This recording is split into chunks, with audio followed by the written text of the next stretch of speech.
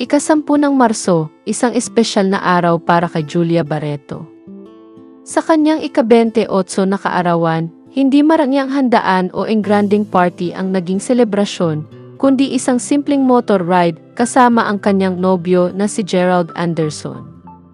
Sa Instagram, ibinahagi ni Gerald ang ilang larawan nilang magkasama habang sakay ng motor.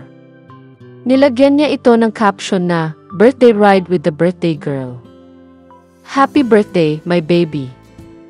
Isang simpleng pagbati mula sa aktor, ngunit hindi ito nakaligtas sa mapanuring mata ng kanilang mga tagahanga. Ba't walang I love you? Tanong ng ilan sa comment section. Para sa ibang fans, tila kulang ang sweetness sa mensahe ni Gerald. Ngunit sa kabila nito, marami pa rin ang masaya para sa kanilang relasyon. Ayon sa kanilang malalapit na kaibigan, lalong tumitibay ang samahan ng dalawa at tila malayo sa anumang issue. Samantala, nag-post din si Julia sa kanyang social media. Isang simpleng mensahe ng pasasalamat ang kanyang ibinahagi. "So grateful for another year, and to everyone sending their love today. Means the world to me."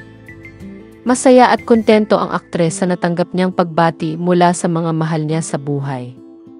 Sa kabila ng kasimplehan ng selebrasyon, hindi pa rin napigilan ng ilang fans. Umaasa sila na baka ito na ang tamang pagkakataon para mag-propose si Gerald kay Julia. Matagal na rin silang magkasama, kaya't hindi malayong sa hinaharap ay may malaking anunsyo ng magaganap.